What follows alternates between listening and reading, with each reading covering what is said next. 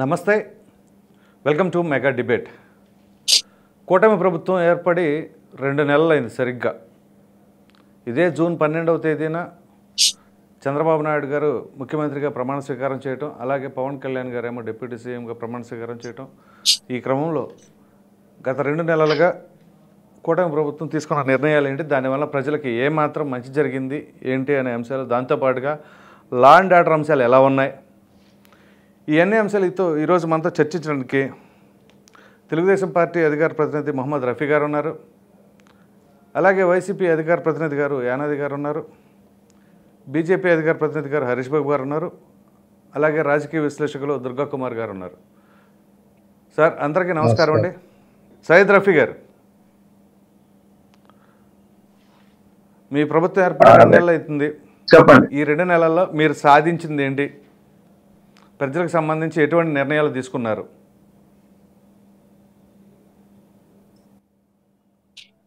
నమస్తే అండి.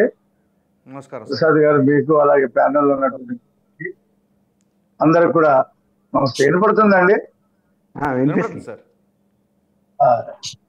సార్, ఈ రోజు ఖచ్చితంగా 60 రోజులైంది మా ప్రభుత్వం అధికారంలోకి వచ్చి. అవును. ఒక క్షణం వేస్ట్ చేయకుండా, 1 రూపాయి వృధా చేయకుండా అనేక నిర్ణయాలు చేయడం జరిగింది. ఈ ప్రభుత్వంలో ఏదైతే మేము వాగ్దానం చేశామో 4,000 రూపాయల పెన్షన్ ఏప్రిల్ నుంచి అరియర్స్ తో పాటు 7,000 రూపాయలు ఉదయాన్నే 6ంటికి అందజేస్తామని చెప్పాం. అందజేసాం, 2 నెలలు కూడా అందజేసాం. రైట్. అలాగే ప్రతి శాఖలో జరిగినటువంటి లోటుపాట్లని, తీసుకోవలసినటువంటి నిర్ణయాల్ని సమీక్షించడం జరుగుతుంది. ఇంకా కొన్ని శాఖలు కూడా ఉన్నాయి, వాటిలో ఏమేమి నిర్ణయాలు తీసుకోవాలనేది క్షేత్రస్థాయిలో కూడా చేయడం జరుగుతుంది. అన్నిటికంటే ముఖ్యంగా చంద్రబాబు నాయుడు గారు ప్రతి శనివారం తెలుగుదేశం పార్టీ జాతీయ కార్యాలయంలో అందుబాటులో ఉండటం, విజ్ఞాపనలు తీసుకోవటం, తెలుగుదేశం పార్టీ ఆఫీస్లో ప్రతిరోజు ఒక మంత్రి ఉండటం, ఆయన కూడా విజ్ఞాపనలు తీసుకోవటం, అలాగే పవన్ కళ్యాణ్ గారు ఆయన కార్యాలయంలో, జనసేన కేంద్ర కార్యాలయంలో ఆయన మంత్రులు, ఎమ్మెల్యేలు రోజు ఉండి విజ్ఞాపనలు తీసుకోవటం, ప్రజలకు సంబంధించినటువంటి ఏ అంశాలైనా సరే వేగంగా స్పందించడం, అది కాకుండా సూపర్ 6 పథకాలని అమలు చేయడానికి ప్రణాళికలు తీసుకోవటం, రేపు ఆగస్టు 15న 100 అన్నా క్యాంటీన్లు, పేదవాడికి పచ్చడన్నం పెట్టే 3 పూటల అన్నం పెట్టేటువంటి బృహత్తరమైనటువంటి కార్యక్రమాన్ని మళ్ళీ తిరిగి పునరుద్ధరించడం, రేపు వరలక్ష్మి వ్రతం నాడు ఆర్టీసీ బస్సుల్లో మహిళలకి ఉచిత ప్రయాణానికి ఏర్పాట్లు చేయటం, ఈ కాకుండా రైతులకు సంబంధించినటువంటి ఏదైతే ఈ బకాయిలు ఉన్నాయో ఆ బకాయిలు 674,47,00,000 రూపాయలు బకాయిలు చెల్లించడానికి ఈ రోజు చెక్కులు పంపిణీ కార్యక్రమం చేయటం, ఈ కాకుండా గంజాయిని క్షేత్రస్థాయిలో అది ఉత్పత్తి కాకుండా, అది రవాణా కాకుండా ఉండేటువంటి కఠినమైనటువంటి చర్యలు తీసుకోవటం, అలాగే ఏదైతే ఈ గంజాయి సేవించి గంజాయి మత్తులో అత్యాచారాలు, హత్యలు చేస్తున్నారో వాళ్ళ పట్ల ఇమ్మీడియట్ గా స్పందించడం, వాళ్ళకి కఠినమైనటువంటి శిక్షలు విధించే విధంగా చర్యలు తీసుకోవటం, ఇవన్నీ కూడా 1 రోజు కూడా వేస్ట్ కాకుండా 60 రోజుల పాలనలో అనేక నిర్ణయాలు, అలాగే ముఖ్యంగా భూములు లాక్కునేటువంటి విషయాలు, భూములు గుంజుకున్నటువంటి విషయాలు 60% ఏ కంప్లైంట్స్ వస్తా ఉన్నాయి మంత్రులు తీసుకున్నటువంటి విజ్ఞాపనలో కానీ, ముఖ్యమంత్రి తీసుకుంటున్నటువంటి విజ్ఞాపనలో కానీ, వాటిని పరిష్కారం దిశగా ప్రతి 15 రోజులకి ఒకసారి మంత్రులు జిల్లా కలెక్టర్ ఆఫీసులో కూర్చొని ప్రజలకి జిల్లాల్లో కూడా ఉండి ఆ విజ్ఞాపనలు తీసుకొని వాటిని పరిష్కారం చేయడం, అవసరమైతే ఒక చట్టాన్ని రూపొందించాలని చెప్పి ఆలోచన చేయటం, అసెంబ్లీ సమావేశాలు 5 రోజుల పాటు నిర్వహించడం, వాటిలో పవర్ పాయింట్ ప్రెజెంటేషన్ ద్వారా 7 వైట్ పేపర్స్ ని రిలీజ్ చేయడం జరిగింది. రాష్ట్ర పరిస్థితుల్ని ప్రజలకు వివరించడం జరిగింది. ఇంకా కేంద్ర ప్రభుత్వంతో మాట్లాడి అటు అమరావతికి సంబంధించి 15,000 కోట్ల రూపాయలని తీసుకోవడం, శాంక్షన్ చేయించుకోవడం జరిగింది. అలాగే 700 కోట్లు పోలవరంకి నిధులు శాంక్షన్ చేసుకోవడం జరిగింది. అదే కాకుండా outer ring road, inner ring road అమరావతికి, విజయవాడలో ఒక పెద్ద ఫ్లైఓవర్, ఎక్స్ప్రెస్ ఫ్లైఓవర్, అలాగే ఈస్టర్న్ బైపాస్, ఈ కాకుండా 8 జాతీయ రహదారులతో అనుసంధానం చేసేటువంటి శాంక్షన్ తీసుకోవడం జరిగింది. అమరావతి అనంతపురంకి 6 లైన్ల హైవేని శాంక్షన్ చేయడం జరిగింది. అదంతా కూడా కేంద్ర ప్రభుత్వ డబ్బుతో వాళ్ళే భూసేకరణ చేసేలాగా, ఈ కాకుండా భోగాపురం ఎయిర్పోర్ట్ పనులు చురుగ్గా, అది కాకుండా విజయవాడ ఇంటర్నేషనల్ ఎయిర్పోర్ట్ పనులు చురుగ్గా, కొత్త 4 విమానాశ్రయాన్ని శాంక్షన్ చేయడం జరిగింది. ఇవన్నీ కూడా రాష్ట్ర అభివృద్ధికి, ప్రగతికి చేసేటువంటి పనులుగా ఈ 60 రోజులు చెప్పాలంటే ఇంకో 10 నిమిషాలు టైం పట్టుద్ది నాకు. ఒక్క నిమిషం సయ్యద్ రఫీ గారు, ఒక చిన్న క్వశ్చన్ మీకు. రైట్, ఇప్పుడు మీరు చెప్పిన పథకాలు కానీ, ఈ రాజధానికి సంబంధించిన పనులు కానీ, ఇవన్నీ ఓకే. లా అండ్ ఆర్డర్ పరిస్థితి ఎట్లా ఉందండి రాష్ట్రంలో? లా అండ్ ఆర్డర్ గురించి నేను ఇలా మాట్లాడాను కదా.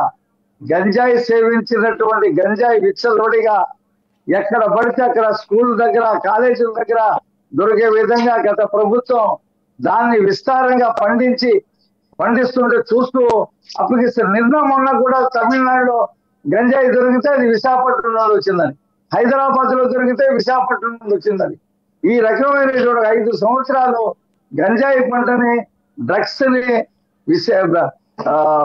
యథేచ్ఛగా సరఫరా చేయడం వల్ల యువత ఉద్యోగాలు లేకుండా, ఉద్యోగ కల్పన లేకుండా ఈ గంజాయి సేవిస్తూ ఈ రకమైనటువంటి నేర ప్రవృత్తికి పాల్గొనడం వల్ల దాన్ని కంట్రోల్ తీసుకురావడానికి చాలా స్ట్రిక్ట్ గా అనేక టాస్క్ ఫోర్సులు, అనేక రకాలుగా ప్రయత్నాలు ప్రారంభించాం. అది వెంటనే అవ్వదు, 6 నెలలు పడుతుంది. అది తీసుకురావడానికి ఎంత సమయం కావాలి?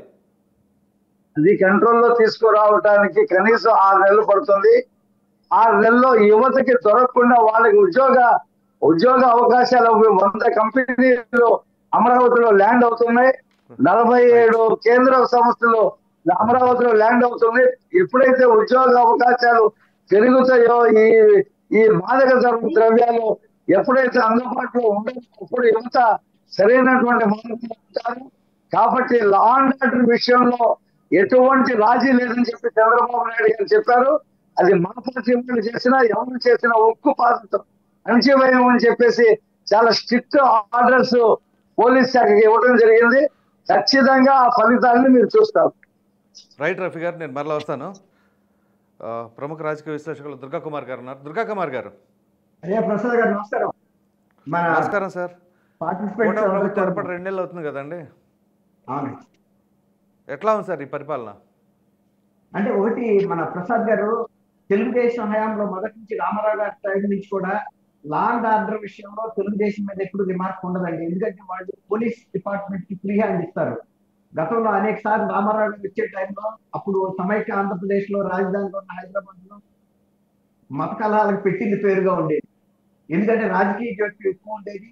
కాంగ్రెస్ పార్టీలోనే అసంతృప్తివాదులు లా అండ్ ఆర్డర్ క్రియేట్ చేయాలంటే ఇది చాలా ఈజీ ఇన్స్ట్రుమెంట్ గా ఉండేది.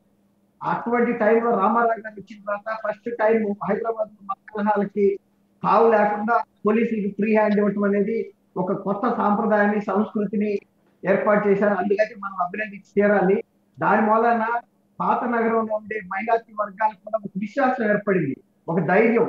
అంటే రాజకీయ నాయకులు ఇలాంటి ఫ్రీ హ్యాండ్ ఇస్తే మనకి చాలా ప్రశాంతమైన వాతావరణం ఉందని ఫస్ట్ టైం ఆయన రుచి చూపించాడండి. కాబట్టి ఇప్పుడు కూడా ఆ కల్చర్ అయితే కంటిన్యూ అవుతుందని నాకు అనిపిస్తుంది. మిగిలిన విషయాలు ఎట్లా ఉన్నప్పటికీ కూడా లా అండ్ ఆర్డర్ విషయంలో ఇవాళ జగన్మోహన్ రెడ్డి కార్యకర్తలకు ఒక ఎత్తరికి చేయలేకపోతున్నాడు. బాబు గతంలో చేశారేమో, ఇవాళ లా అండ్ ఆర్డర్ కాపాడాల్సిన బాధ్యత ఉంది అనే మాట ఆయన వెళ్ళకపోతున్నాడు. అట్లాగే ఆయన తన సొంత కుటుంబంలో జరిగిన వివేకానంద రెడ్డి గారి హత్య విషయంలో కూడా ఒక స్పష్టమైన వైఖరితో మాట్లాడటం అనేది ఆయనకి ఇవాళకి అర్థం కావట్లేదు. అంటే నంజుడుగా మాట్లాడుతున్నాం. అదే చంద్రబాబు నాయుడు గారు ఇవాళ ఆ మాట అంటే తెలుగుదేశం కార్యకర్తలైనా సరే లా అండ్ ఆర్డర్ కట్టుబడి ఉండాల్సిందే, వీళ్ళు అతిక్రమించిన మీరు పోలీసులు చర్య తీసుకోమని డైరెక్ట్ గా చెబుతున్నారంటే ఒక రకంగా తెలుగుదేశం కార్యకర్తల్లో చాలా అసంతృప్తి ఉంది. ఎందుకంటే వాళ్ళు గత 5 సంవత్సరాలుగా వాళ్ళు అనేక అష్ట కష్టాలు పడ్డారు ఈ ప్రభుత్వం చేతిలో. వాళ్ళు ఎప్పుడు ఈ తెలుగుదేశం ప్రభుత్వం వస్తా మనం కూడా దాన్ని చెల్లిస్తాం, మూల్యం చెల్లిస్తాం, తిరిగి చెల్లిస్తాం అనే కసి మీద ఉన్నారు.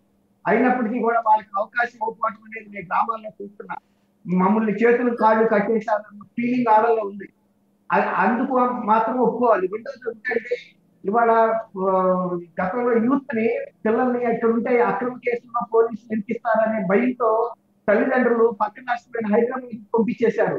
వాళ్ళంతా కూడా తిరిగి వెళ్ళిపోయారు. ఎందుకంటే పోలీసులు ఇట్లాంటి పిచ్చి కేసులు చేయరు, ఈ వాతావరణం మారిందని ఒక ధైర్యం అయితే వచ్చింది. ఈ ఒక్క విషయంలో మాత్రం నేను స్పష్టంగా చెప్పగలను. లా అండ్ ఆర్డర్ విషయం తర్వాత ఇంకొకటి, జగన్మోహన్ రెడ్డి గారు 36 రాజకీయ హత్యకి జరిగిందని చెప్పినప్పటికీ కూడా వినుకొండ తప్ప ఇంకోటి ఏది చెప్పినప్పుడు వినుకొండదేమో ఇద్దరు వాళ్ళ పార్టీ కార్యకర్తలని ఆ సామాజిక వర్గానికి చెందిన వ్యక్తులు కూడా చెబుతున్నారు. వీళ్ళ గతంలో ఇద్దరు కలిసి వైఎస్ఆర్సీపీకే పనిచేశారు, వాళ్ళిద్దరి మధ్యలో వ్యక్తిగతమైన కక్షలు చేస్తున్నారనే విషయం అక్కడ పెద్దలు కూడా చెబుతున్నారు. కాబట్టి మనం ఒకటి ఏంటంటే అదే కంటే జగన్మోహన్ రెడ్డి గారి దగ్గర ఆదాయం ఉంటుంటే లా అండ్ ఆర్డర్ బాగాలేదు, 35, 36 లక్షలు జరిగింటే ఖచ్చితంగా బయట పెట్టేవాడు. అది పెట్టలేకపోవడం అనేది అది ఆయన అటువంటి నిందారోపణ చేసేటప్పుడు దాన్ని ప్రిపేర్ అయి ఉండాల్సింది. అందులో వాళ్ళ సొంత పార్టీ మాజీ మంత్రులు ఎమ్మెల్యేలు కూడా ఒప్పుకుంటుంది ఏంటంటే ఈయన ఇటువంటి మాట మాట్లాడకుండా ఉండాల్సింది. దీని మూలన మా విశ్వసనీయత దెబ్బతింది, ఆయన కొంచెం గుంటూరుగా వెళ్తున్నాడు, ఆదాయం లేకుండా మాట్లాడితే గతంలో లాగా చెల్లుబాటు అవ్వదని ఆయన గుర్తించలేదనే భావన ఆళ్ళలో కూడా వ్యక్తమవుతుంది. దుర్గా కుమార్ గారు ఒక నిమిషం అండి, చెప్పండి. మీకు చాలా అనుభవం ఉంది కదా, కూటమి అధికారంలోకి వచ్చిన తర్వాత ఈ శాఖ బాగోలేదు, లేకపోతే ఈ పరిపాలనలో ఇక్కడ చిన్న లోపం ఉంది, అట్లాంటివన్నీ మీకు ఏమైనా అనిపించిందియా? నన్నండి ప్రసాద్ గారు ఎవరు? మిమ్మల్ని అడుగుతున్నాను నేను. ఓకే ఓకే ఓకే అప్పుడు మిగిలిన అంశాలు కొన్ని ఇప్పుడు ఇసుక అనుకున్నంత రిలీఫ్ కాలేదనేది ప్రజలు చెప్తున్నారండి. అది ఎందువల్ల అనేది మనం చెప్పలేము. వాళ్ళు ఏమంటారంటే డంప్ దూరంగా ఉండడం వల్ల కాస్ట్ పెరుగుతుంది, ట్రాన్స్పోర్టేషన్ అంటున్నారు. అది ఏమైనప్పటికీ ఇవాళ మనం దాని మీద ఇంకా స్పష్టత అయితే తెలుగుదేశానికి కూడా వచ్చినట్టు నాకు కనపడలేదు. ఇంకోటి ఏంటంటే ఇప్పుడు ఈ భూ కబ్జాలు కూడా గతంలో బాగా ర్యాంపెంట్ గా జరిగింది. వీటి మీద అనుకున్నంత ఫాస్ట్ చర్యలు తీసుకోలేకపోతున్నారనే అసంతృప్తి కూడా ప్రజల్లో ఉందండి, కార్యకర్తల్లో కూడా ఉంది. రెండోది ఏంటంటే కొన్నిసార్లు ఇప్పుడు తెలుగుదేశం వాళ్ళు కూడా ఈ పందాలోకి రుచి చూస్తున్నారన్న కంప్లైంట్ కూడా వస్తున్నాయి కొన్ని నియోజకవర్గాలు. అంటే డబ్బు ఎవరికి చేతి కాదు కదా ప్రసాద్ గారు, గతంలో మనీ సంపాదించారు కాబట్టి మనకు కూడా ఇప్పుడు అవకాశం ఇచ్చింది, ఎందుకు ప్రయత్నించకూడదు, ఆ పంచదార మనం కూడా బుక్కు నోట్లో వేసుకుందాం అన్న భావన కొన్నిసార్లు వ్యక్తం అవుతుంది. నేను కొంతమంది మిత్రులు కలిసినప్పుడు నియోజకవర్గాలను చెప్తున్న మాట ఇది.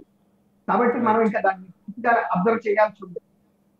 రైట్ మరలా వస్తాను సార్ నేను. దుర్గా కుమార్ గారు, హరీష్ బాబు గారు, కేంద్రంలో భాగస్వాములే, రాష్ట్రంలోనూ భాగస్వాములే అధికారంలో మీరు. సో మన ఆంధ్రప్రదేశ్ పరిస్థితి కొత్తగా చెప్పేదేం కాదు, మీకు తెలియదేం కాదు. ఇటువంటి తరుణంలో మీరు ఎంతవరకు మన ఆంధ్రప్రదేశ్కి సంబంధించి సపోర్ట్ ఇవ్వబోతున్నారు ఒకటి, దాని తర్వాత ఏదైతే ఈ అమరావతి రాజధానికి సంబంధించి 15,000 కోట్ల రూపాయలు అని ఉందో, ఆ 15,000 కోట్ల రూపాయలు అప్పని కాదు గ్రాంట్ అని అనేక రకాలైన అంశాలు. సో దీనిపైన కూడా క్లారిటీ ఇస్తూ మీరు ఏ విధంగా కోఆపరేట్ చేసి ఆంధ్రప్రదేశ్ రాష్ట్రాన్ని అభివృద్ధి చేయబోతున్నారు చెప్తారా? సరే, ఇవాళ ఎన్నికల ముందు ఎన్డీఏ కూటమి ఏదైతే ఆంధ్రప్రదేశ్ రాష్ట్రం విషయంలో గత 5 సంవత్సరాలుగా వైఎస్ఆర్ కాంగ్రెస్ పార్టీ జగన్మోహన్ రెడ్డి యొక్క నాయకత్వంలో అన్ని వ్యవస్థలను సర్వనాశనం చేసి ఒక్క వ్యవస్థ కూడా సరిగా లేకుండా చిన్నాభిన్నం చేసి ఛిద్రం చేసినటువంటి ఆంధ్రప్రదేశ్ని ఆదుకోవాలనే సదుద్దేశంతో ఆంధ్రప్రదేశ్లో కూటమి ఏర్పడింది.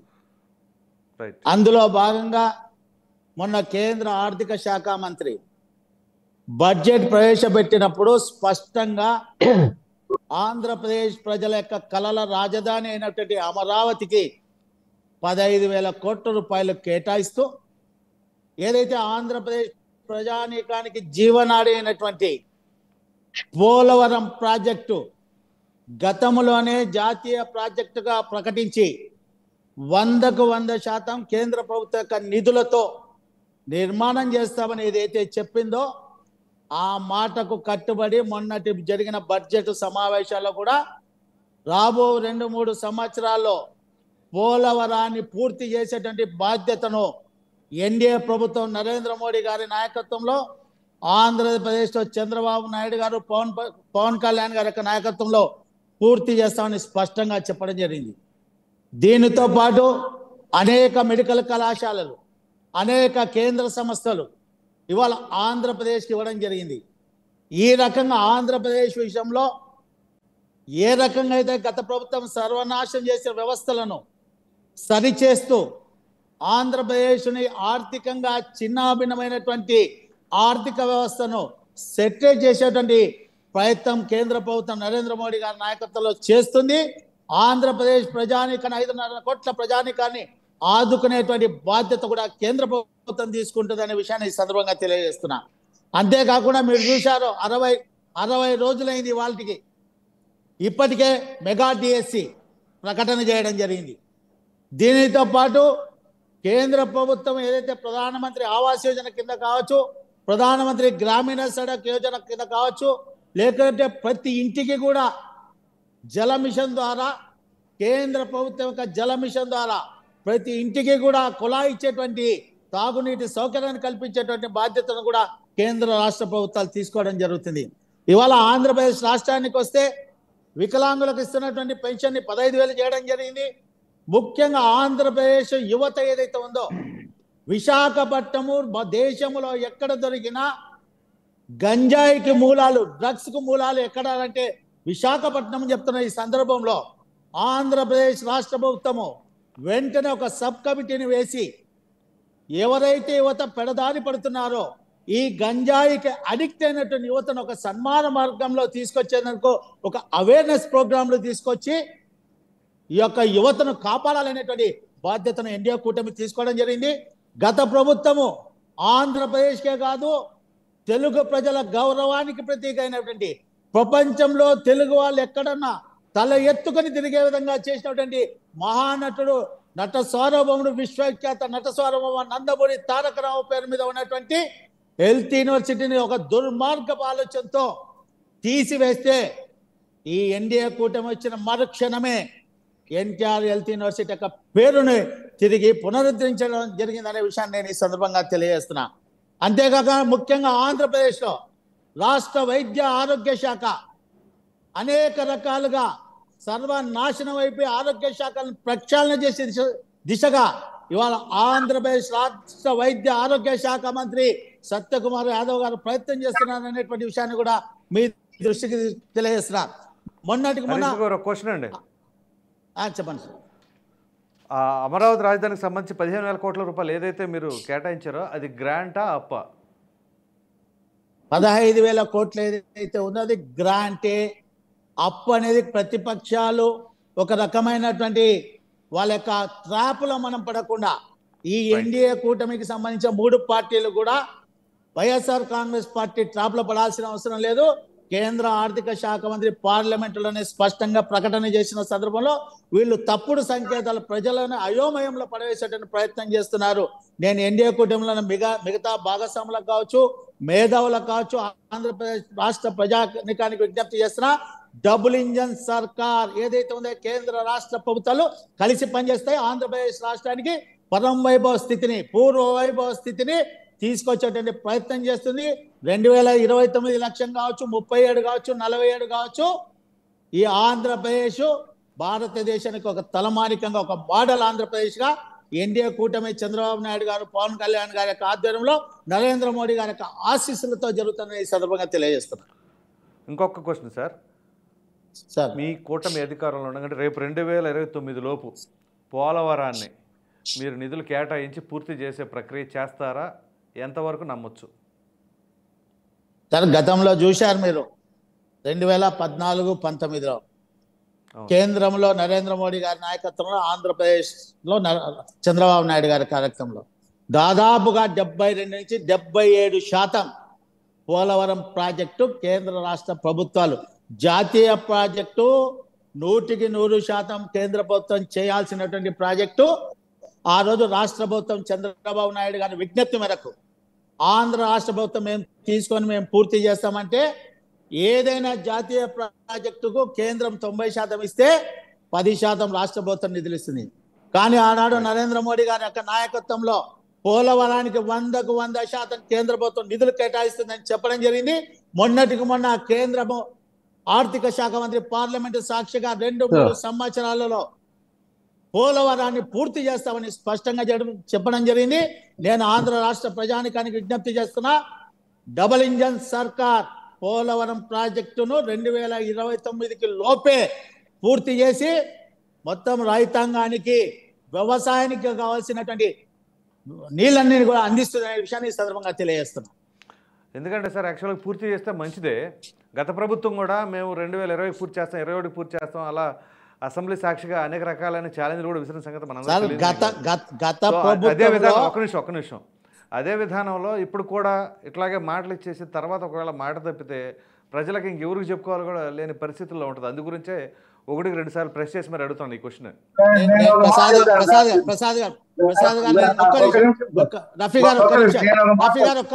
ఒక్క నిమిషం నేనేమంటున్నా అంటే, గత ప్రభుత్వము 1% కూడా పోలవరాన్ని పూర్తి చేయలేదు. దీనికి కారణం భారీ నీటిపారుదల శాఖ మంత్రిగా ఉన్నటువంటి ప్యాకాట స్థావరాలు నడిపేటువంటి అనిల్ కుమార్ యాదవ్ ఎవరైతే ఉన్నాడో, కనీసం నీటిపారుదల రంగానికి సంబంధించినటువంటి నాలెడ్జ్ లేనటువంటి వ్యక్తిని ఆ రోజు భారీ నీటిపారుదల శాఖ మంత్రిగా చేయడం జరిగింది. ఆ తర్వాత ఆయన తప్పించి సంజనాను ఇంకో గంట అరగంట మాట్లాడే అంబటి రాంబాబును భారీ నీటిపారుదల శాఖ మంత్రి చేసి ఆయన చెప్పింది ఏంది? ఆయనకు అవగాహన స్పష్టంగా మీడియా సాక్షిగా చెప్పడం జరిగింది అంబటి రాంబాబు గారు. కాబట్టి ఇప్పుడు అన్నటువంటి కూటమికి అధినేత అయినటువంటి, ఒక దార్శనికత కలిగినటువంటి చంద్రబాబు నాయుడు గారు ముఖ్యమంత్రిగా ఉన్న సందర్భంలో ఈ రాష్ట్రాన్ని 2014లో ఆదుకుంటానని ప్రమాణం చేసేటువంటి నరేంద్ర మోడీ గారు ప్రధానమంత్రిగా ఉన్న సందర్భంలో 2027-28 కల్లా పోలవరం యొక్క ప్రాజెక్టు సంపూర్ణంగా పూర్తవుతుంది అనేటువంటి నమ్మకం, విశ్వాసం నాకుంది. ప్రజలకు కూడా ఆ విశ్వాసం ఉంది. ఈ ప్రభుత్వాన్ని, డబుల్ ఇంజన్ సర్కార్ని ప్రజలు విశ్వసిస్తున్నారు అనే విషయం మీ అందరి దృష్టికి తీసుకొస్తున్నాం. రైట్ అండి, మరలా వస్తాను మీ దగ్గరికి. యానాది గారు ఒక్క నిమిషం అండి, ఆయన ఏదో సబ్మిషన్ చేస్తారంట. సయ్యద్ రఫీ గారు చేయండి సార్. గత ప్రభుత్వం పోలవరం విషయంలో చేతులు ఎత్తేసి అది 25 అవుతుందో 26 అవుతుందో ఎప్పుడు అవుతుందో తెలియనటువంటి పరిస్థితిలో డిక్లేర్ చేసింది. కానీ ఈ ప్రభుత్వం విదేశీ నిపుణులు తీసుకొచ్చి అంచనాలు వేసి అవసరమైతే డయాఫ్రమ్ వాళ్ళని కొత్తగా కట్టాలని చెప్పి డిసైడ్ చేసింది. వాళ్ళు చేసినటువంటి సూచనల మేరకు 3 సీజన్స్ లో ఈ ప్రాజెక్ట్ ని కంప్లీట్ చేస్తామని చెప్పేసి కేంద్ర రాష్ట్ర ప్రభుత్వాలు స్పష్టంగా చెప్పింది. కాబట్టి పోలవరం ప్రాజెక్టు విషయంలో ధోకానే అవసరం లేదని చెప్పి తెలియజేస్తున్నాం. ప్రసాద్ గారు ఒక 2-3 విషయాలు ఈ రాష్ట్రానికి సంబంధించి మరలా వస్తారు. ఇప్పటికే చాలా లాంగ్ టైం ఉంది. యానాది గారిని హోల్డ్ పెట్టి. యానాది గారు నమస్కారం సార్. నమస్తే అండి. నమస్తే అండి ప్రసాద్ గారు. ఉన్నాయిలేండి, పెద్దలందరూ చెప్పారు. అదే సార్, వాళ్ళందరూ చెప్పిన తర్వాత మీ రెస్పాన్స్ కావాలనే ఉద్దేశం మీద కొంచెం మీకు టైం ఇస్తాను, ఇబ్బంది ఏం లేదు. సో అందరూ చెప్పింది ప్యానల్లో ఉన్న పెద్దలకి, ప్రసాద్ మీకు, ప్రేక్షకులందరూ కూడా నా హృదయపూర్వక నమస్కారం.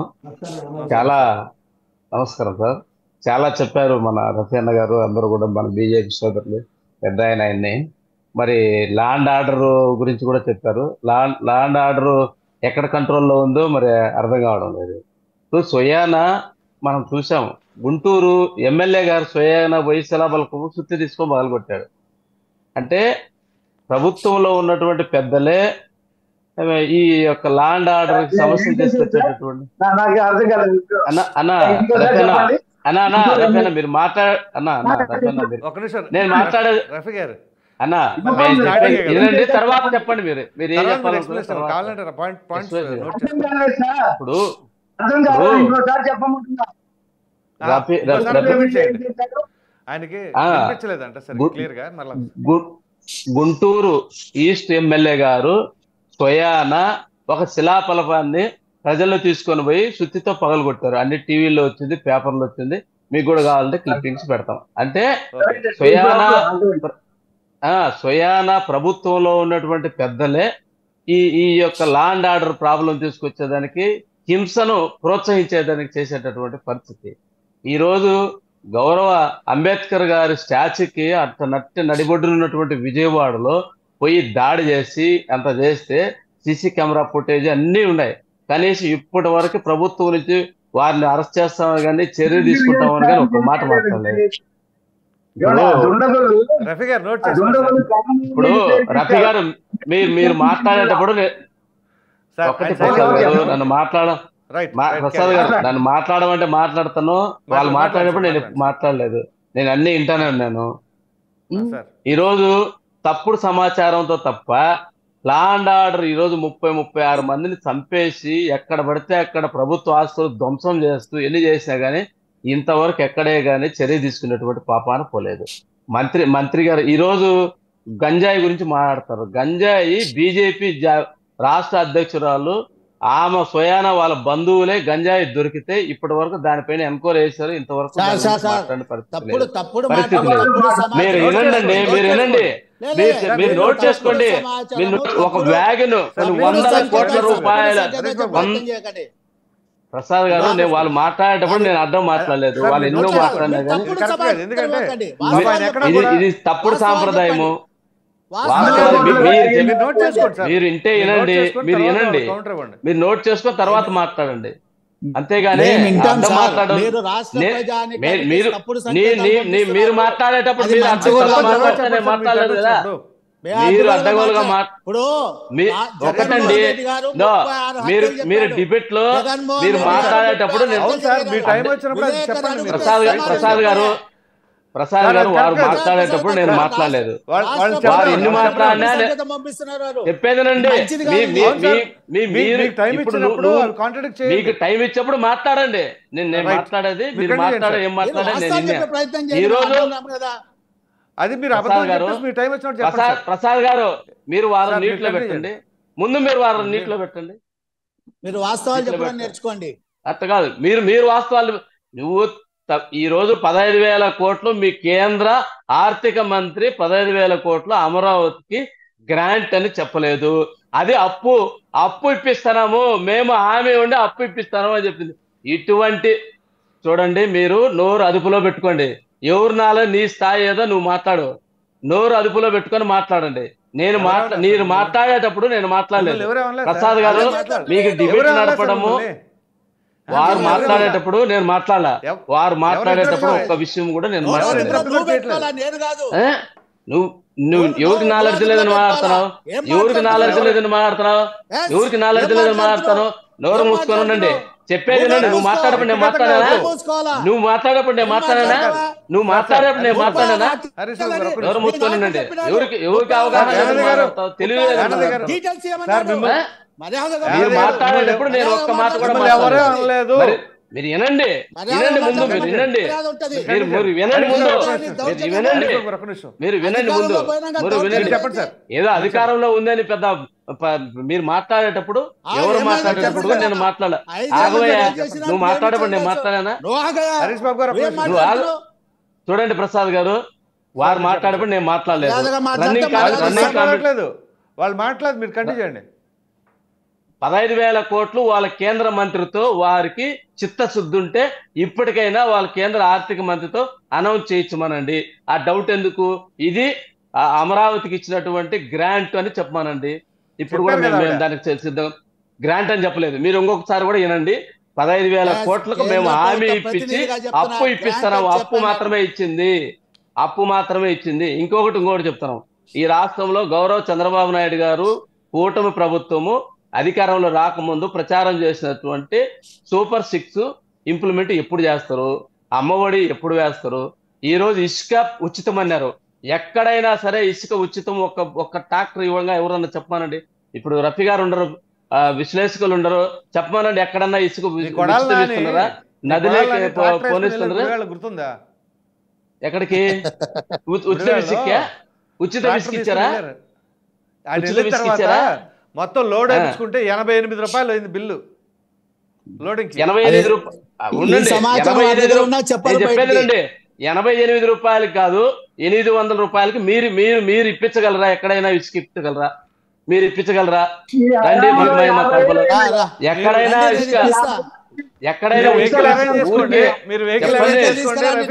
అరేంజ్ చేసుకోండి. వెహికల్ కూడా వాళ్ళ పార్టీకి చెందినట్టు ఉండాలి. మీరు ఒక్కసారి ప్రసాద్ గారు మీరు తెలుసుకోండి ప్రసాద్ గారు, ఎక్కడైనా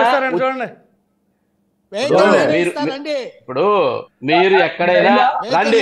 ఈ రోజు మీరు ప్రతి ఇప్పుడు ఊరికే మాట్లాడడం కాదండి, ఎక్కడైనా ఉచిత ఇసుక ఎక్కడైనా ఇంప్లిమెంట్ చేశారా? ఒక్కటి చూపించండి. ఆంధ్రప్రదేశ్ లో మీరు రన్నింగ్ కామెంట్ మాట్లాడి ఇప్పుడు మీకు 2 నెలలు ఇంకా టైం ఇచ్చారు, ప్రజలు ఓట్లేశారు, గెలిపించారు. మీరు ప్రజలకు ఇచ్చిన హామీలు నెరవేర్చండి.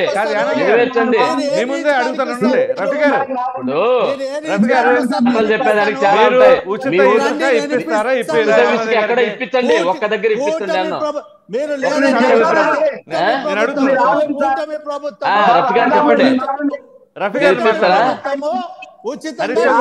ఈ విధంగా మీరు భజన చేసుకునే ఒక్కటే ప్రసాద్ గారు మీరు భజన చేసుకునే డిబేట్లు పెట్టుకుంటే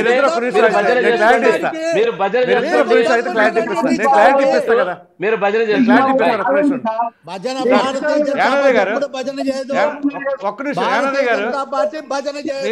మీది ఏ జిల్లా అండి?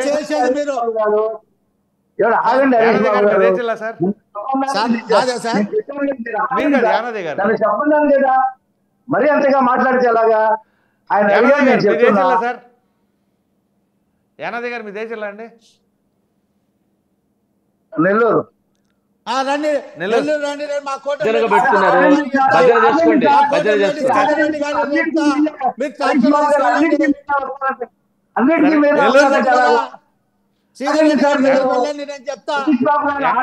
వాయిస్ పోయినట్టుంది. సరే ఒక్క నిమిషం నేను చెప్తానండి. ఒక్క నిమిషం యానాది గారి వాయిస్ కరెక్ట్ అయిపోయినట్టుంది, ఫ్రీజ్ అయిపోయారు. సార్ రఫీ గారు మీరు కంటిన్యూ చేయండి సార్. సార్ ఇప్పుడు జగన్మోహన్ రెడ్డి హయాంలో ఇసుక అనేది దొరక్క ఎక్కడికక్కడ కొండల్లాగా మేటలు వేసుకొని ఇతర రాష్ట్రాలకి అమ్ముకుంటున్నటువంటి వైన మనం చూసాం. ఒకటి. 2, రాష్ట్రంలో నిర్మాణాలు ఆగిపోయి అసలు ఇసుక దొరక్క కాంట్రాక్టర్లు చాలా ఇబ్బందులు పడ్డారు. ఈ పడినటువంటి నేపథ్యంలో మేము అధికారంలోకి వస్తే ఇసుక ఉచితంగా ఇస్తామన్నాం. ఇప్పుడు మేము ఇసుకకి ఏం తీసుకుంటున్నాం? సీనరైజ్ నామినల్ ఛార్జీ, లోడింగ్ చేసేటువంటి కూలీల ఛార్జీ, రవాణా ఛార్జీ తీసుకుంటున్నాం. ఇవాళ ఇసుక పొందుతున్న వాళ్ళు చాలా సంతోషంగా ఉన్నారు. ఇంకా చంద్రబాబు నాయుడు గారు ఇంకా తగ్గించడానికి ఏమైనా అవకాశాలు ఉన్నాయేమో పరిశీలించండి అని చెప్పి మన మంత్రివర్గంలో చెప్పడం జరిగింది అధికారులకి. నెంబర్ 2. నెంబర్ 3, ఇతర రాష్ట్రాలకి వెళ్ళేటువంటి ఇసుకని ఆపేయడం జరిగింది. ఎక్కడికక్కడ చెక్ పోస్టులు పెట్టి మొన్న ఒక 3 లారీలు సీజ్ చేయడం జరిగింది. ఇవాళ పెద్దిరెడ్డి కానీ రాష్ట్రంలో ఉండేటువంటి మంత్రులు కానీ ఎక్కడికక్కడ మేటలు మనం చూసాం కదా. ఇవాళ ఆ మేటలన్నీ కూడా ప్రజల దగ్గరికి వెళ్ళిపోయింది. ఇసుక ఆ రోజున ఒక ట్రాక్టర్ ఇసుక 15,000 20,000కి అయితే ఇవాళ దాదాపు 2,000కి వస్తుంది. సంతోషంగా ఉన్నారు. ఉచితంగా అంటే ఇంటికి రవాణా కూడా తీసుకొచ్చి ఇస్తామని చెప్పడం కాదు మా ఉద్దేశం. ట్రాక్టర్ని ప్రభుత్వమే పెట్టి, కూలీని ప్రభుత్వమే పెట్టి ఇంటికి తీసుకొచ్చి ఉచితంగా మీ హయాంలో అసలు ఇసుక కరువైపోయింది. అది బంగారం అయింది. ఇవాళ అది స్వేచ్ఛగా రీసెర్చ్ యథేచ్ఛగా దొరుకుతుంది. దాన్ని మీరు ఇవాళ చూడండి, నిర్మాణ రంగం ఎంత వేగం పుంజుకుందో. చేతి నిండా పని ఉందని చెప్పి ఇవాళ తాపీ మేస్త్రులు, కూలీలు, అనేక రంగాలకు సంబంధించిన వాళ్ళు ఇవాళ మాట్లాడుతూ ఉన్నారు. మీరు ఇవాళ చెప్తున్నారు 36 హత్యల గురించి మాట్లాడారు.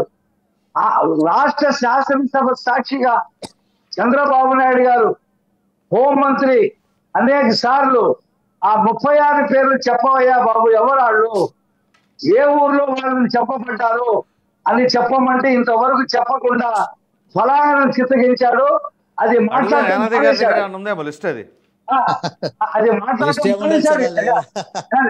జగన్మోహన్ రెడ్డి మాట్లాడట్లా, 36 అడుగుతున్నారు కాబట్టి అతనికి చెప్పడం మానేశాడు ఆ విషయం.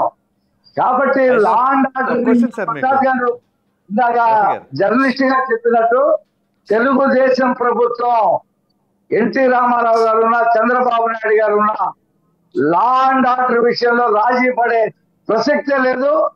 మీరు చూడండి, గంజాయిని మేము ఎంత కంట్రోల్ చేస్తామో అంత విధంగా లా అండ్ ఆర్డర్ కంట్రోల్లోకి వస్తుంది. దాని మీద చిత్తశుద్ధితో పనిచేస్తున్నాం, ఫలితాలు సాధిస్తాం, అందులో ఎటువంటి సందేహం లేదు.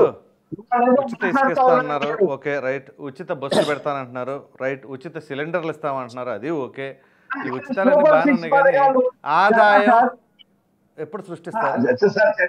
సార్ చెప్పేది సార్, ఇప్పుడు ఆయన సూపర్ 6 పథకాల గురించి మాట్లాడాడు యానది గారు. జగన్మోహన్ రెడ్డి కూడా మాట్లాడుతూ ఉన్నాడు. నేను ఆదాయం టీవీ ద్వారా ప్రేక్షకులకు చెప్పేది ఏంటంటే, వీక్షకులకి, జగన్మోహన్ రెడ్డి నవరత్న పథకాలు అతను 2019 మే 31 ప్రమాణ స్వీకారం చేస్తే 2020 జనవరికి ఒక పథకం ఇంప్లిమెంటేషన్ చేశాడు, ఇది అమ్మఒడి. కానీ ఈయన గత సంవత్సరం అమ్మఒడి వేయాల. లాస్ట్ మీరు ఎప్పుడు ఇస్తారని అడగట్లేదు అసలు, మీరు ఎప్పుడు ఇస్తారు? మేము దాని మీద ప్రణాళికలు తయారు చేస్తున్నాం, ఒక్కొక్కటిగా అమలు జరుగుతాం. ఈ రాష్ట్ర ఆదాయాన్ని పెంచడం కోసం కంపెనీల్ని ఆహ్వానిస్తున్నాం. మచిలీపట్నంలో 20,000 కోట్ల రూపాయలతో BPCL వస్తా ఉంది. అనేక కంపెనీలు జిల్లాల్లో వస్తున్నాయి. లీలాండ్ కంపెనీ వస్తా ఉంది. అన్ని కంపెనీలు వచ్చిన తర్వాత మీకు ఒక సంవత్సరంలో ఆదాయం రావడం ప్రారంభమవుతుంది. ఖచ్చితంగా మేము కేంద్ర ప్రభుత్వ పథకాలకి మ్యాచింగ్ గ్రాంట్లు ఇచ్చి, ఇలా నేను చెప్పిన రైల్వే ప్రాజెక్టు పరుగులు పెడుతున్నాయి. అమరావతికి 2,000 కోట్ల రూపాయలతో రైల్వే ప్రాజెక్టు స్టార్ట్ అయింది, కేంద్ర ప్రభుత్వం చెప్పింది, సర్వే జరుగుతూ ఉంది. అలాగే Kotipalli Narsapuram railway project complete అవుతుంది. కడప బెంగళూరుకి రైల్వే ప్రాజెక్ట్ కంప్లీట్ అవుతుంది. అలాగే నడుగుడి శ్రీశైలంకి రైల్వే ప్రాజెక్ట్ పరుగులు పెడతా ఉంది. కాబట్టి అన్ని ప్రాజెక్టులు ప్రారంభమైతే కంపెనీలు వస్తే ఆదాయం పెరుగుతుంది. ఆ ఆదాయాన్ని ప్రజలకు పంచిపెడతాం. ఇందులో మేము దాచుకునేది ఏముండదు. కాబట్టి ఈ ప్రభుత్వం చిత్తశుద్ధితో పనిచేస్తుంది. మీకు ఎటువంటి అవసరం లేదు. ఈ శాపనార్థాలు పెట్టేవాళ్ళు వెనక్కి వెళ్ళిపోతారు. ఇవన్నీ కూడా ఇందాక మీరు ఆయన హరీష్ గారిని అడుగుతున్నారు. నిర్మలా సీతారామన్ గారు ఏం చెప్పారంటే 15,000 కోట్ల రూపాయలు ఈ సంవత్సరానికి, ఆ తర్వాత కూడా అవసరమైతే అమరావతికి మేము డబ్బులు అరేంజ్ చేస్తాం, మేమే కట్టాలా లేకపోతే అది గ్రాంట్ గా ఇవ్వాలా అనేది ఇంకా మేము డిసైడ్ చేయలేదు. ఆంధ్రప్రదేశ్ ప్రభుత్వం మాత్రం కట్టవలసిన పని లేదు. మదనపల్లి ఫైల్ ఘటన ఉంది కదా సార్, సార్ మదనపల్లి ఫైల్ దగ్ధం జరిగింది కదా, దగ్ధం జరిగింది. ఎవరు చేశారో చూశాక ఫరారులో ఉన్నాడు రాఘవరెడ్డి, 4 ఫరారులో ఉన్నారు. 840 ఎకరాలు దోచేశారు. మదనపల్లిలో సిసోడియా వెళ్తే స్పెషల్ ఆఫీసరు ఎన్ని వందల మంది వచ్చి విజ్ఞాపనలు ఇచ్చారో మీరు చూశారు కదా. అది ఎంతవరకు వచ్చింది దర్యాప్తు? దర్యాప్తు అంటే విదేశాలు పారిపోతే ఎలా పట్టుకుంటాం సార్? ఏ దేశంలో వాళ్ళ ఇళ్ళకి వెళ్తున్నాం, నోటీసులు ఇస్తున్నాం, సిఐడికి అప్పచెప్పారు, చూస్తున్నాం కదా. అతను ఒక్కడే ఎందుకండి, గనుల ఎండి పారిపోయాడు, అలాగే బ్రెవరేజ్ ఎండి పారిపోయాడు, అందరూ కూడా పారిపోతారు. అతను ఎవరు ఈవీఎం పదవి పుట్టినటువంటి పిన్నెల్లి రామకృష్ణారెడ్డి సోదరుడు అతను కూడా పారిపోయినాడు. అందరూ కూడా వంశీ పారిపోయినాడు. అలాగే కొడాలి నాని పారిపోయి ఎక్కడ దాక్కున్నారు? కలుగుల్లో దాక్కున్నారు. అయినా లాక్కుంటది. వాళ్ళకి ఒక చెయ్యే ఉంటది, ప్రభుత్వానికి 100 చేతులే ఉంటాయి. 60 రోజులే కదా అయింది. కొంచెం మీరు 4 సంవత్సరాలు అయినట్టుగా క్వశ్చన్లు అడిగితే మా ప్రభుత్వం ఎక్కడ చేయగలదు? 60 days లో ఒక్క రోజు నిద్రపోకుండా, ఒక క్షణం వేస్ట్ కాకుండా, ఒక్క రూపాయి వృధా కాకుండా ఈ మీ ప్రభుత్వం కార్యకర్తలే చాలా అత్యుత్సాహంగా ఎదురు చూస్తున్నారు. మా బాబు గారు ఏంటి ఇంకా స్టార్ట్ చేయలేదనేది, మా లోకేష్ గారు ఏంటి ఇంకా అంటున్నారు. సార్ మేము చంద్రబాబు నాయుడు గారు ఒకటే చెప్పారు కార్యకర్తలకు, మీ ఆవేశం నాకు తెలుసు, నన్నే 2 నెలలు జైల్లో పెట్టాడు ఆయన, నాకంటే మీరు ఎక్కువ కష్టపడ్డారా? అందరికి నాకు తెలుసు ఎంతమందిని వేధించాడు, ఎంతమందిని చంపాడు, ఎన్ని వేల కేసులు పెట్టాడు, ఎంతమంది మీద దాడులు చేశాడు నాకు తెలుసు. కానీ వాడు చేసినట్టు మనం చేస్తే కుదరదు. మనం చట్ట ప్రకారంగా, కక్షపూరితంగా కాదండి, తప్పు చేసిన వాళ్ళని పట్టుకోవాలి మీరు, అంతే. చట్ట ప్రకారంగా శిక్షిస్తామన్నాడు. కానీ మీరు ఎదురుదాడి చేయవద్దు, కక్ష సాధింపు చేయవద్దని చెప్పి ఆయన స్పష్టంగా చెప్పాడు. అది మా నీతి సార్, అది మా ప్రభుత్వానికి విశ్వసే లేదండి. రైట్ అండి, మరలా వస్తాను. హరీష్ బాబు సార్, ఈ 60 రోజుల్లో ఆంధ్రప్రదేశ్ రాష్ట్ర ప్రభుత్వం ఎన్డీఏ కూటమి అచీవ్మెంట్స్ ఒక 2-3 విషయాలు చెప్తాను మీకు. చెప్పండి. దాదాపు 476 జూనియర్ కాలేజీల్లో 3619 కాంట్రాక్ట్ లెక్చరర్స్ ఉండేవాళ్ళు. వాళ్ళందరినీ గత ప్రభుత్వం నిర్లక్ష్యం చేస్తే ఈ ప్రభుత్వం వచ్చిన తర్వాత 3619 మంది లెక్చరర్స్ని రెన్యువల్ చేసింది, పునరుద్ధరించింది. తర్వాత ఒక దుర్మార్గమైన యాక్ట్ తీసుకురావడం జరిగింది. దాంతోనే వాళ్ళ ప్రభుత్వం కూలిపోయింది, ల్యాండ్ టైటిల్ యాక్ట్. ఈ ల్యాండ్ టైటిల్ యాక్ట్ వల్ల యావత్తు కేంద్రమే చెప్పిందని వాళ్ళే చెప్తున్నారు కదా పదే నేనేమంటున్నా, కేంద్రం చెప్పింది వేరు, రాష్ట్ర ప్రభుత్వం రాష్ట్రంలో ఉన్నటువంటి వైఎస్ఆర్ కాంగ్రెస్ పార్టీ నాయకులు చెప్పేది వేరు సార్. కాబట్టి ఇప్పుడు ఖచ్చితంగా సార్, ఇప్పుడు ల్యాండ్ టైటిల్ యాక్ట్ను రాష్ట్ర ప్రభుత్వం ఎన్డీఏ కూటమి వచ్చిన వెంటనే రద్దు చేసింది. దీంతో పాటు ఇసుక పాలసీ వచ్చిన తర్వాత మీరు గత 5 ఏళ్లలో భవన నిర్మాణ రంగం కుదేలైంది. ఎప్పుడైతే ఇసుక పాలసీ కూటమి ప్రభుత్వం తీసుకొచ్చిందో చంద్రబాబు నాయుడు గారి యొక్క నాయకత్వంలో, ఇవాళ భవన నిర్మాణ రంగానికి ఊతం ఇచ్చినట్లయింది. వీటితో పాటు మత్స్యకారులు సార్, ఈ రాష్ట్రంలో మత్స్యకారుల యొక్క జీవన స్థితిగతులు అత్యంత దయనీయమైన స్థితిలో ఉంటాయి.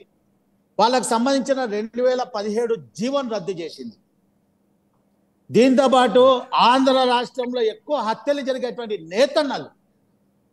నేతన్నల యొక్క ఆత్మహత్యలు, వాళ్ళకు కూడు పుట్టకుండా, కూలి లేకుండా ఉండేటువంటి ప్రయత్నంలో వాళ్ళ జిఎస్టీ యొక్క రియంబర్స్మెంట్ తీసుకొచ్చింది సార్ ఈ ప్రభుత్వం. దీనితో పాటు ప్రతి నేతన్నకు కూడా 200 యూనిట్ల విద్యుత్ ఉచితంగా ఇచ్చే కార్యక్రమం తీసుకొచ్చింది. దీనితో పాటు ఆరోగ్య రంగానికి సంబంధించి మా ఆరోగ్య శాఖ మంత్రి సత్యకుమార్ యాదవ్ గారు, చంద్రబాబు నాయుడు గారి యొక్క నాయకత్వంలో, పవన్ కళ్యాణ్ గారి యొక్క నాయకత్వంలో ఆరోగ్యశ్రీ ఏదైతే ఉందో ఎన్టీఆర్ వైద్య సేవగా మారిన తర్వాత వాళ్ళ స్టడీ చేయడం జరుగుతుంది.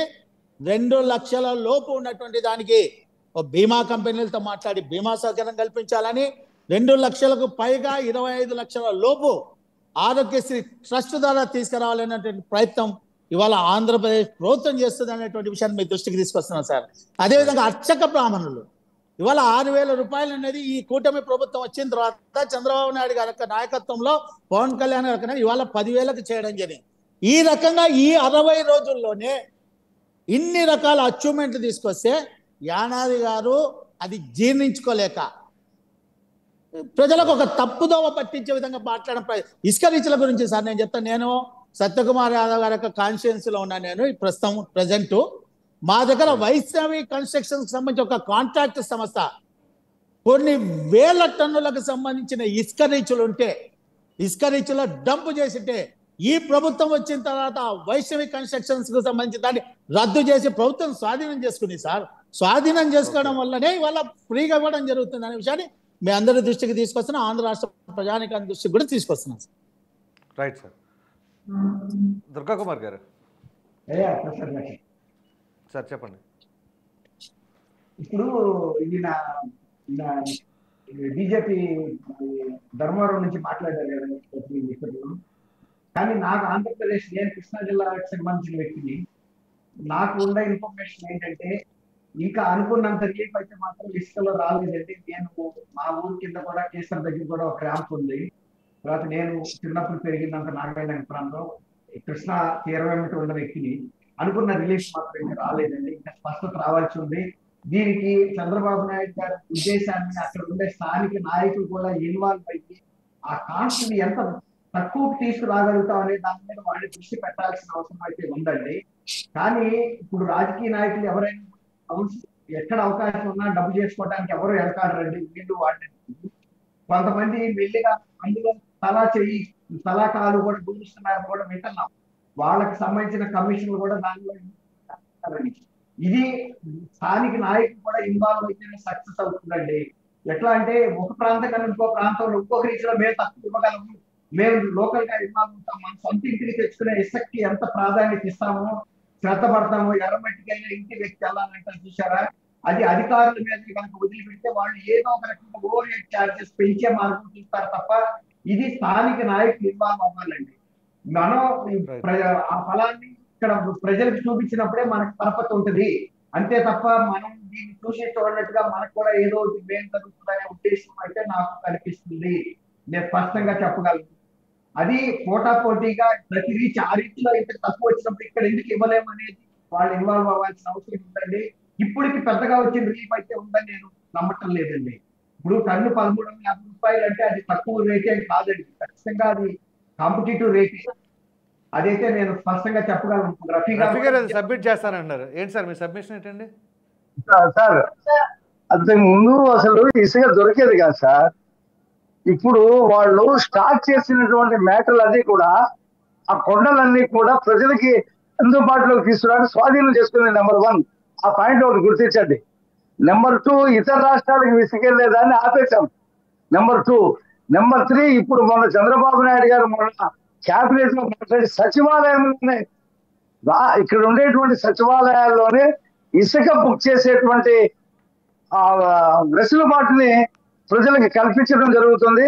ఇంకొకటి ఆయన 3 సార్లు చెప్పాడు ఇప్పటికీ, ఎమ్మెల్యేలు దీని ఇసుక విషయంలో ఎక్కడ కూడా జోక్యం చేసుకోవద్దు, రాజకీయ మన పార్టీ నాయకులు ఇసుక విషయంలో జోక్యం చేసుకోవద్దు, ఇసుక అది ప్రజల హక్కు, వాళ్ళు ట్రాన్స్పోర్ట్ కట్టుకొని వాళ్ళు సీనరైజ్ నామినల్ ఛార్జెస్ కట్టుకొని ఆ కూలీలకి ఇస్తున్నటువంటి డబ్బుతో వాళ్ళు స్వేచ్ఛగా విరివిగా విస్తారంగా ఇసుకను తీసుకోవాల్సి ఉంటుంది. ఇది మన ప్రభుత్వానికి సంబంధించినటువంటి చాలా ప్రెస్టేజ్ విషయం. ఏ ఒక్కరి మీద ఆరోపణ వచ్చినా ఇసుకలో జోక్యం చేసుకుంటున్నారని ఆరోపణ వచ్చినా నేను సహించను, నేను ఇమ్మీడియట్ గా యాక్షన్ తీసుకుంటానని చెప్పి చాలా స్ట్రిక్ట్ గా చెప్పడం జరిగింది. అది ఇంకా చౌకగా ఇసుక ఎలా ఇవ్వాలో ఆలోచన చేయండి అని చెప్పి ఇవ్వడం కూడా జరిగింది. ఇంతకంటే చెప్పండి సార్. రైట్, దుర్గా కుమార్ గారు చెప్పండి సార్, కంక్లూడ్ చేయండి. ఇప్పుడు రఫీ గారు చెప్పినట్టు చంద్రబాబు నాయుడు గారి ఉద్దేశాలు మనం తప్పు పట్టట్లేదంటే ఈ ఇసుక విధానం అనేది గత ప్రభుత్వంలో చాలా మేజర్ పబ్లిక్ సఫర్ అయిన మాట వాస్తవం. అది వీళ్ళు గుర్తించిన మాట కూడా వాస్తవం. అది ఫ్రీగా ఇవ్వాలని మంచి ఉద్దేశంతో ఒక పాలసీ తీసుకొచ్చారు. దాన్ని ఇంప్లిమెంటేషన్ విషయంలో కూడా అంతే శ్రద్ధ పెట్టి మిగిలిన నాయకులు చెప్పారు. ఎమ్మెల్యే ఎవరు కూడా లోకల్ లీడర్స్ దాంట్లో ఇంటర్ఫీర్ అవ్వద్దని. అది కనుక ఇంటర్ఫీర్ కాకుండా కనుక సక్సెస్ఫుల్ గా జరిగితే చాలా మంది భవన నిర్మాణ కార్మికులకి ఉపాధి దొరుకుతుంది. ఒక సామాన్య ప్రజలు కూడా ఇళ్లు కట్టుకోగలుగుతారండి. ఇప్పుడు ఇతర రాష్ట్రాలకు ఇప్పుడు గతంలో హైదరాబాద్ అయినట్టు చాలా పెద్ద పెద్ద సంస్థలు ఆంధ్రప్రదేశ్ నుంచి దోపిడీ చేసి తీసుకొచ్చి పెద్ద పెద్ద పర్వతాలు హిమాలయ లాంటి రిజర్వ్స్ అయితే పెట్టారు. ఇప్పుడు కనుక అక్కడ ఒకటండి అది కొండలు చాలా బాగా ఉంటారు. ఇప్పుడు ఆంధ్రప్రదేశ్ లో చాలా వేగంగా భవన నిర్మాణాలు జరుగుతున్నాయి.